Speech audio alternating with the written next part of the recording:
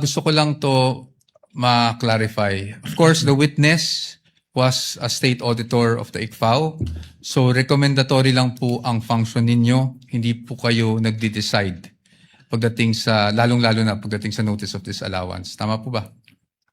Yes po. It's the function of the commission proper. Thank you. Thank you. May expressly po ba na nakasulat na may niisang kusing na napunta sa bulsa ng Vice Presidente? Ask and answer, Your Honor. Wait, don't answer. Uy. DepEd. Para hindi na po tayo tumagal. Sa DepEd po, nakapag-issue rin po kayo ng AOMs. Tama? At least for the first and second quarter nung nandun pa po kayo. Yes, sir. Tama po. Apo. And kanina po, pinag-uusapan po natin yung mga disbursement vouchers ng DepEd. Kung saan natukoy nyo doon na hindi compliant dahil MOOE yung nakasulat sa disbursement vouchers. Tama po ba? Naalala niyo po yun? Sinagot ko lang po yung tanong ni Attorney Lorna kanina. At ang tanong niyo, ang sagot niyo po, natatandaan niyo po ba yung sagot niyo? Ay MOOE siya at hindi confidential funds. Yes po. Now, Mr. Witness, I will show you a page of the General Appropriations Act. Can I have that copy?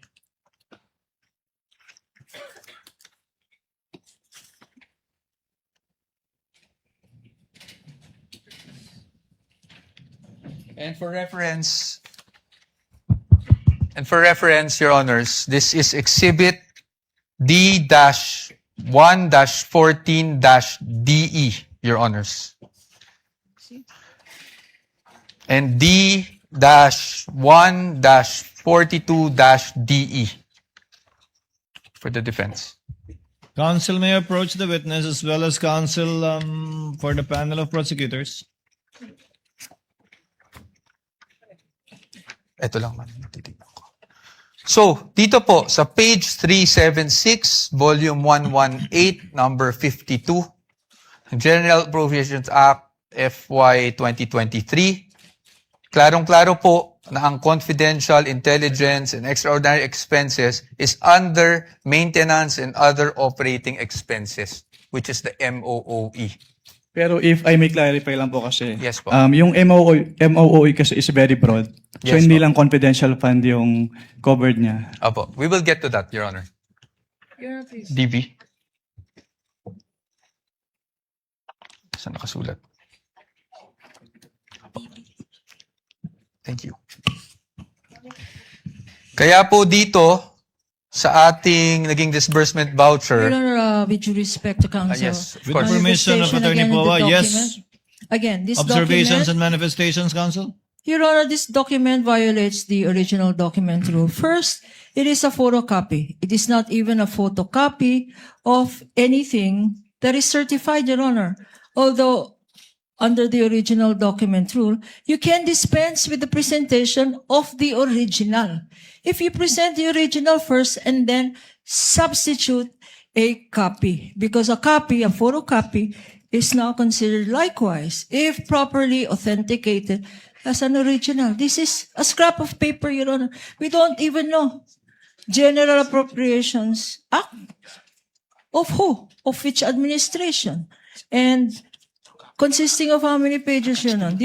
Saan? This particular document, Your Honor, should not even be testified to because we don't know its provenance. For all we know, we don't know where this document came from. Your Honors, may I We comment? object, therefore, to this May document. we Your comment? Honor. What is the comment of Attorney Poa? Your Honors, the copy we are showing is actually a certified true copy of the Commission on Audit, certified by Davin E. Bakay. Your Honors.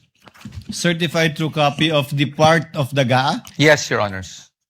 Anyway, counsel, we will be ruling on the admissibility of these documents when the formal offer is made after the presentation of evidence in chief by the respondents. We submit, Your Honor, but as another observation, Your Honor, we are aware, I think counsel is aware, that if you produce and you ask questions on a portion of a document, then you are compelled to produce the whole document, Your Honor. We want this on file. Produce the whole GAA. For all we know, Your Honor, there may be provisions in that GAA which contradicts the provision he's saying. So he is compelled under the rules, Your Honor. In addition to the rules of admissibility, he is compelled to produce the whole GAA. And we want that on record, Your Honor. Presiding officer has already ruled the manifestation and objection of the counsel is duly noted. Counsel may proceed. Thank you, Your Honor. And under the disbursement voucher, Exhibit D-1-58-DE, nakasulat po na MOOE, replenishment of cash advance under maintenance and other operating expenses authorized under page 376 of RA number 11936, which is precisely the page of the GAA. Pero marami po kasing nakalagay na expense items under MOOE in this page po. Okay, we will accept that answer, Mr. Witness. Now, Mr. Witness, pagdating po sa DepEd confidential funds, as you mentioned, you issued the first two AOMs. Yes, sir. Tama po. I mean, AOM for the first and second quarter. Rather. Yes, sir. Pero hindi nyo na po natanggap yung response. Hindi Kasi na- wala na kayo sa ICFAO. Yes, sir. But would you know, just curious, would you know kung ano yung present status nitong mga AOMs na to? Hindi po. I don't have personal knowledge about that. Okay. So you wouldn't know of whether may credit notice o wala. Yes, sir. Oh, but since you're an auditor, ano po ang ibig sabihin ng credit notice para sa isang auditor? Kapag sinabing credit notice, yung document submitted ay already passed in audit na po. Opo, pass in audit, meaning allowed? Yes po. Allowed in But subject to the reopening of the audit later Opo. on po. Okay. Thank you, Mr. Witness. Ngayon, Mr. Witness, since hanggang doon lang naman, no, yung naging saklaw talaga ng inyong service, I don't want to prolong this any longer. Gusto ko lang makita, based on your findings, AOM, diba? Tapos yung notice of suspension para sa OVP and the AOMs for DepEd. These are preliminary findings, correct? Yes po, kasi nire-require pa naman sa agency na mag-justify yung findings and submit the documents being sought po dun sa... Opo. At based po dito sa findings ninyo, wala namang pong expressly nakasulat na may misappropriation at this point. Actually, yung presumption of misuse kasi nasa item 8.3 na kapag hindi nag-liquidate or failure of liquidation of the accountable officers upon due demand shall be a prima facie evidence that such fund has been put to I am- personal benefit or misuse. Yes. But I am just asking for the response na meron po bang expressly nakasulat sa mga findings ninyo? Ask and answer, Your Honor. It is in That is a 8.3. presumption po. So hindi Opo. kailangan isabihin. May expressly po ba na nakasulat na may ni isang kusing na napunta sa bulsa ng Vice Presidente? Ask and answer, Your Honor. Wait, don't answer. Uy. That question, Your Honor, has been asked and answered. We ask for Sustain- ruling, Your Honor. Sustained counsel, I think where you're getting at, modify your question. You can get it. Okay. So, basically po, ang findings nyo ay preliminary lamang. Wala pong any conclusive finding pa as to any misappropriation. Yun lang po ang tanong ko. Ang sabi kasi sa circular, upon failure to liquidate, No, meron I ng am presumption. Your Honor, Ask the and witness answer, is not Your Honor. responding. No, You the already witness- said, Asking if it's... The witness is not responsive. Kindly respond. I think the question is quite simple, Yun lang naman Mr. po. Wamil.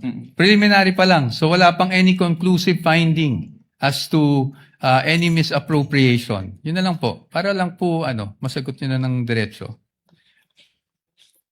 Hindi naman po kasi kailangang i-state doon sa findings. Again, Your Honor, non-responsive. Let the presiding officer be the one to do it, or try to do it.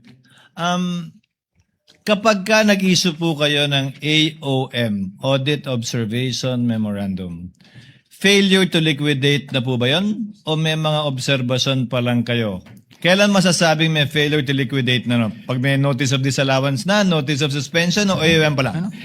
Nakalagay po kasi sa joint circular, Your Honor, under 8.3, failure to liquidate by the accountable officer upon due demand shall be a prima facie evidence. Opo, again, Mr. Wamila, Yung pag-issue nyo po ba ng AOM, pasok na sa failure to liquidate upon due demand o hindi pa po? Hindi pa po sa AOM, Your Honor. Kasi wala pong due demand sa AOM. Yes po. At may sasabi mo rin bang wala pang failure to liquidate? O meron na? Pag sa AOM po wala, pero pag sa NS po, since meron ng first issuance which is considered as demand, so meron na po sa NS. So, As per AOM siya. wala pa. Pag NS, meron ng demand at Opo. meron ng failure to liquidate. Opo, since sa AOM po, nire-require na silang i-justify and i-submit yung mga documents na hindi nila na-submit. Pero sa AOM, wala pa nga ganun. Yes po, Your Honor. Okay. Counsel, your witness. Thank you. And lastly, gusto ko lang to ma-clarify. Of course, the witness was a state auditor of the ICFAO. So, recommendatory lang po ang function ninyo. Hindi po kayo nagde-decide pagdating sa, lalong-lalo na pagdating sa notice of disallowance. Tama po ba? Yes po. It's the function of the commission proper. Thank you. Thank you.